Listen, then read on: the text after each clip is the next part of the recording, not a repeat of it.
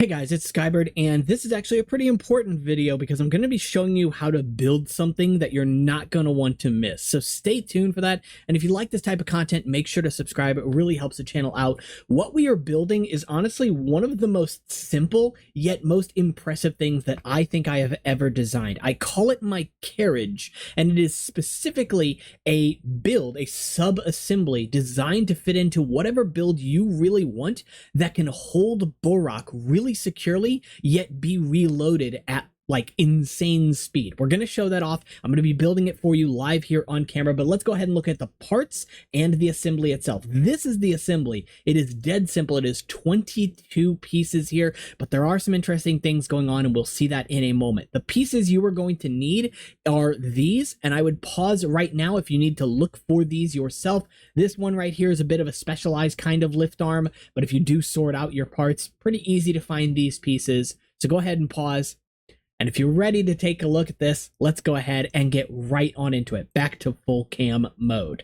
So first things first, what we're going to go ahead and use is we're going to take that Bohrok lift arm, this piece right here. Now I am going to be using some colors in some pieces in slightly different colors, just to make it a little easier to see here on camera. Going to go ahead and use a friction pin here right through this bottom pin connector, and then we're going to go ahead and take one of these and slap it onto the side here so that the thicker portion of the piece actually should be facing the opposite direction, so that the thicker portion of the piece is facing outward and can move, can swivel, right? I'm going to go ahead and close that up by putting another one on the opposite side here. So just like this, and right now I'm going to go ahead and just add an axle length 4 between these two pieces. So just like this, I want to kind of center it here, and what this will allow me to do is it'll allow me to push this piece all the way in, and you'll see that there's just a hairline of this Bohrok lift arm still visible at the bottom. That's actually really important. It gives you a very slight angle that I really can't replicate with basically any other piece, none that I have found anyway.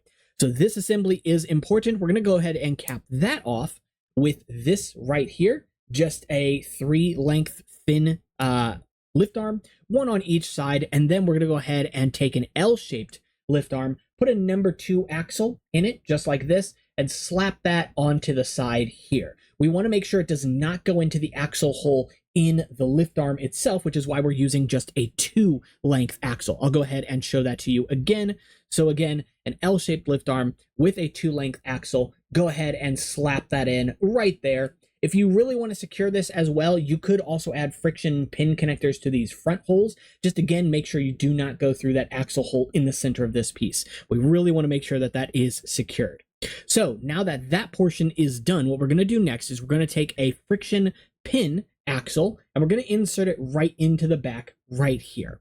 Then we're going to go ahead and take a number 3 lift arm in the back area right in this axle hole here. And we're also going to take one of these pieces with the pin on each side. It doesn't technically have to be this piece. If you want to use classic pieces instead of modern pieces, there are other things that can do this. This just does it with the fewest amount of parts. So now we're going to go ahead and take our long pre-bent lift arm. We want to make sure it has the 4 length here, so not the shorter version of this piece. And we're going to use these 2 pinholes right here at this angle.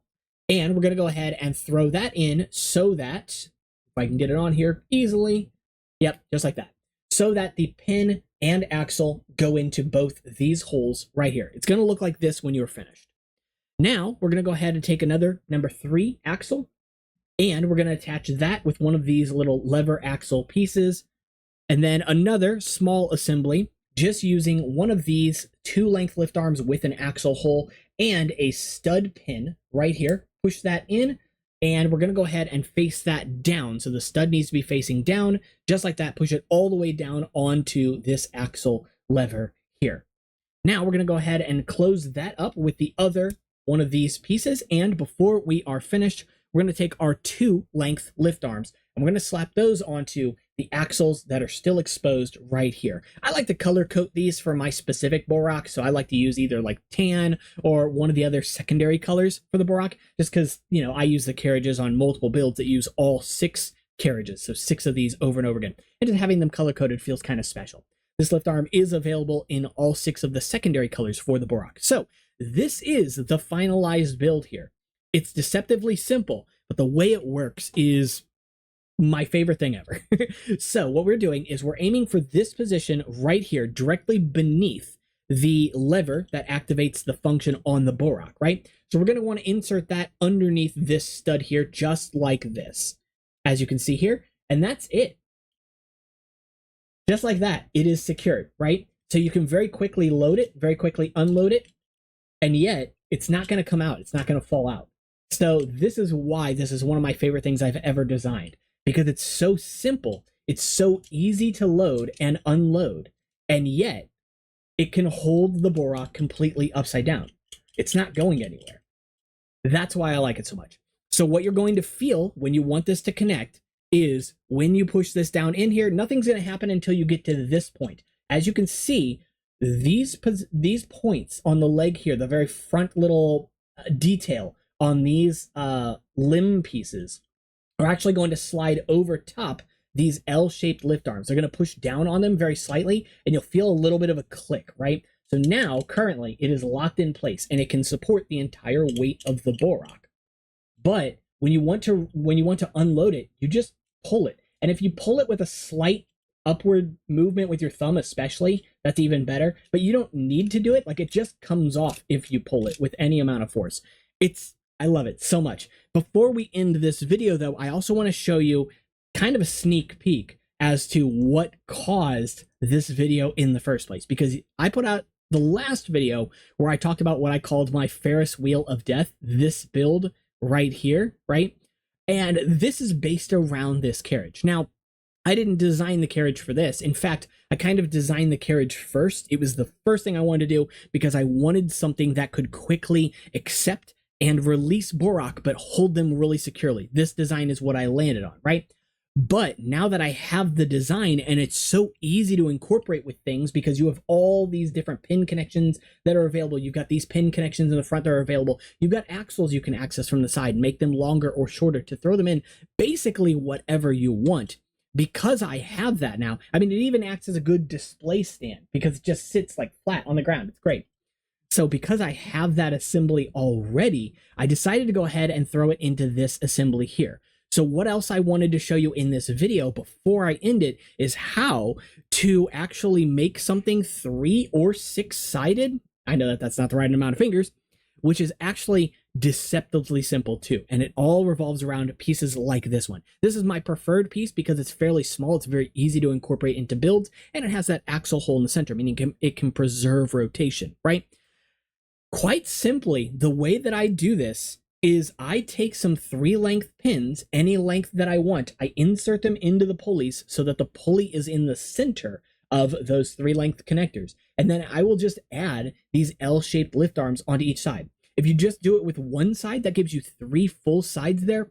And you can build whatever you really want onto this. A shield for your toa mata or whatever. You could build whatever. I don't really see this utilized. In fact, I don't think I ever have, at least not in any bodies builds. But this is actually something I learned from a Technic vehicle that I bought, I think back in like 2015, 2016, somewhere in there, called the Heavy Lift Helicopter. Criminally underrated as a set, by the way. It is a fantastic set, especially from its era. It was a very well-polished set, but it uses a function very similar to this because it actually has counter-rotating stacked propellers, coaxial propellers, right?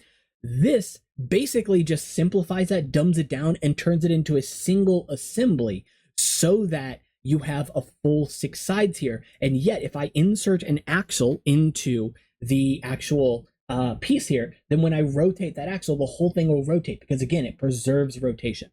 So in the model that I designed, heading back over to studio for a moment, you can see that I do that, and I kind of ramp things up a little bit by adding these gears on the side. Originally, I did that because I expected to use these gears to actually drive the whole thing, but what I actually ended up doing was using the gears to kind of reinforce the assembly instead. I may still drive a function from it. I haven't decided yet, but at the moment, this entire thing can pivot around just this axle. If I am to sit here and grab this, the whole thing just rotates around something That's small, that's simple. And again, because it uses my carriage design, the Bohrok are very secure in their position. Now, maybe if they hit the carpet, because like I said, with the whole catching it under the chin thing kind of helps to release it from the model, maybe they'll fall out in that scenario, but that's why it's worth testing, right? So I plan on actually building this model in real life, testing it in real life. I'm super excited to do it because if we look at the Model 2, something else I really like about it is, again, all of those connection points that are just left exposed, open on the side.